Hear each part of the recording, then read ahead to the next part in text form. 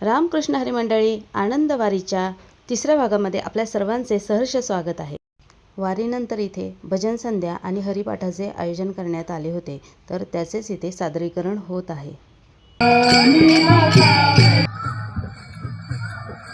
इथे पालखीचे औक्षण करून आता आरतीची तयारी सुरू करण्यात आली.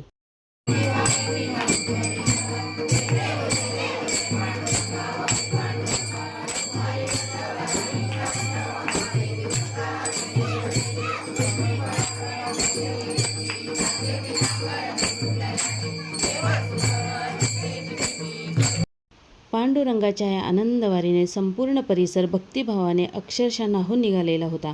तुम्हाला हा आनंदवारीचा व्हिडिओ कसा वाटला हे नक्कीच मला कमेंटद्वारे सांगा. तर अशाच एका छानशा व्हिडिओमध्ये पुन्हा भेटूया. तोपर्यंत रामकृष्ण हरी.